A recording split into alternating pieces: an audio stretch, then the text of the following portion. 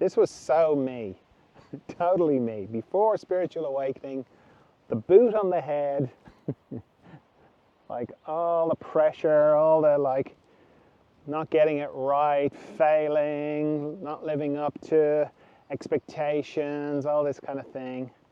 And then after spiritual awakening, I realized I was the one with my hand inside the boot on my head. It's a bit shocking, this particular meme, because it's a little kid, but it kind of has to be, because that's the way I was. And the boot is the long list of things. For me, it was all about enlightenment.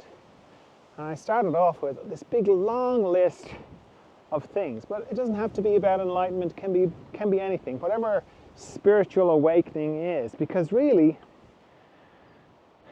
the idea of spiritual awakening is like a shopping list of all the things that you think are pretty rubbish about yourself. Or that was the case with me anyway. Like I sort of felt like fundamentally there was something wrong with me. It was fundamentally flawed. And if I got enlightened, that would be the end of being flawed. So I found myself a nice, harsh master. It's very long. Who was a bit of a thunderer and a bit of a, bit tough. Because hard for me to be objective about it because, as I say, he was my teacher. But I know, like, people who have listened to me and kind of went, oh, well, let's go to the source here. Let's go to Barry and hear what he has to say. And then they come back going, oh, he's a bit, I didn't like him. I found him a bit tough. But I think that's just like, he was just a man of his time kind of thing. And it was his configuration. So anyway, I found myself a nice, tough, spiritual master. And I was like, great, he's going to beat me into shape. He's going to beat all the problems out of me. He's going to beat all the imperfections out of me. So there I am with my hand in the boot without realizing it, putting all this pressure on myself of, well, this is the ideal version. I mean, I wouldn't have put it in these words, but this is what was going on. This is the idealized version of myself. This is who I think I should be.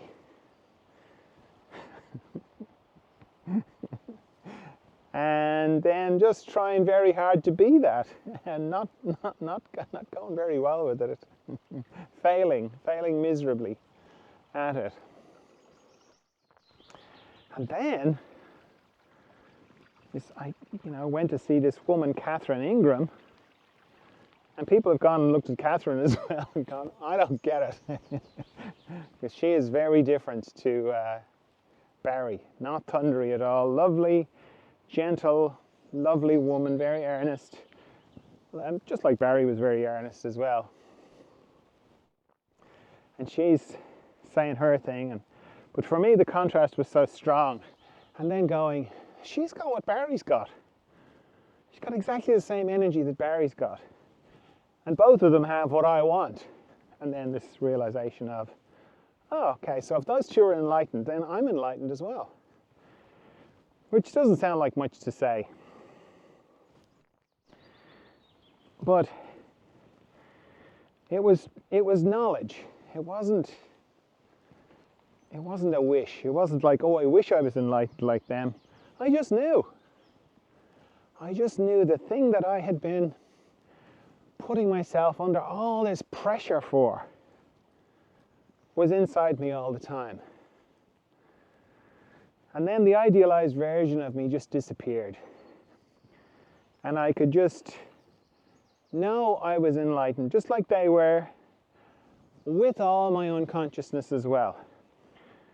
I often describe it as like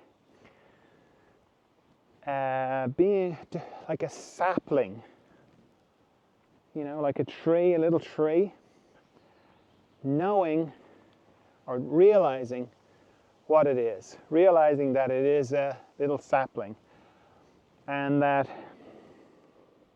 it still has plenty of growing to do, but that it is not fundamentally flawed. that there's nothing wrong with it. Because up to that, I had this feeling of, I should be an oak tree. Really, I should be an oak tree. I have it in me. I have it in me to be an oak tree. Why aren't I an oak tree? And my whole focus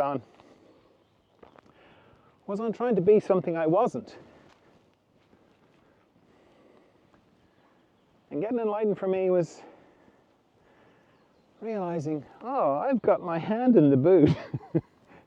I'm the one putting the pressure on myself here.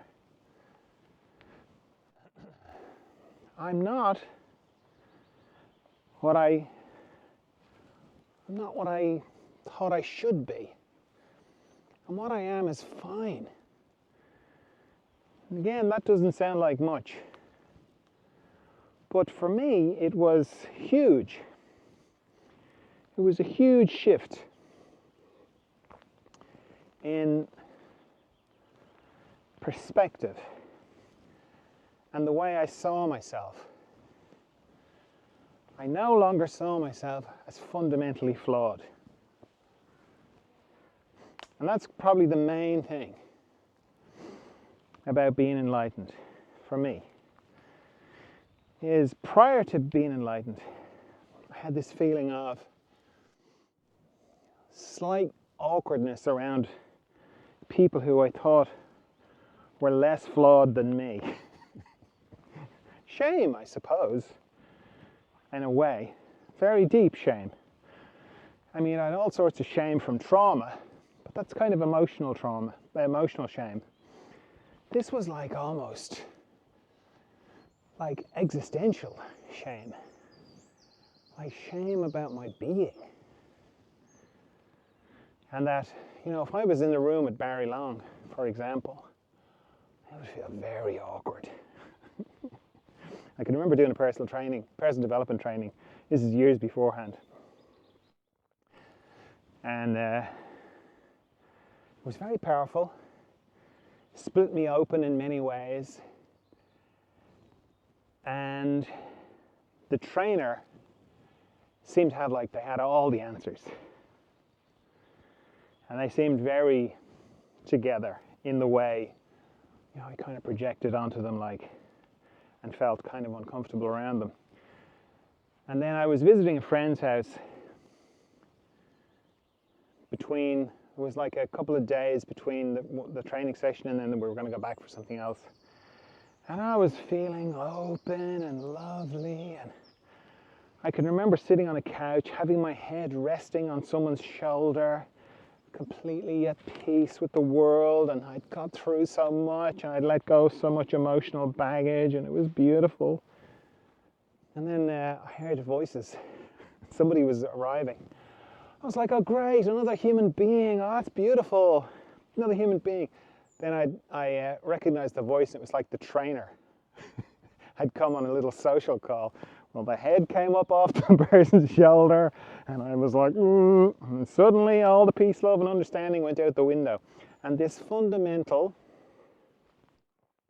idea that I had a flaw, existential flaw, or not, existential is not the right word, a flaw in my very core, and that this person didn't have it or had it a lot less, and that they would see it. They'd see it because they were very perceptive. They'd see through. They'd see me in all my flawedness. That's just a good example of what was going on behind the scenes.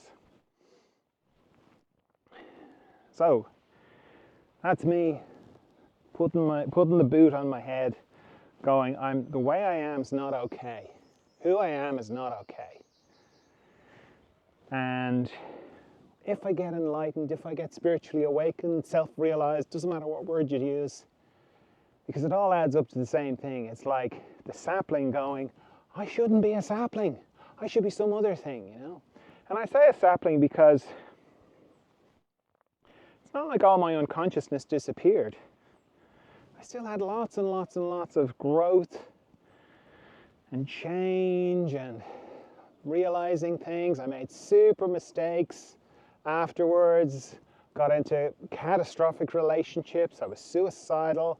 I was drinking. I had a lot to go through still. And I still go through things, of course, because, okay, maybe I'm not a sapling anymore, but I'm still growing. I'm still growing just like everybody is. But the main difference was the boot on my head of all the shoulds. Because I had a shopping list. I had a shopping list of, well, when I'm enlightened, I'll be this, and I'll be this, and I'll be this, and I'll be this other thing, and I'll be this other thing, and, which is, none of it was real. It was just all this kind of fantasy about, which could add up to, you could say when I'm enlightened, but really what I was saying was, when I'm no longer flawed, when the flawed stain is gone. That's what it added up to. That was what my shopping list was about. And as soon as I realized that wasn't true, then I could see my hand in the boot going, oh, okay, it's just been me. It's not been outside.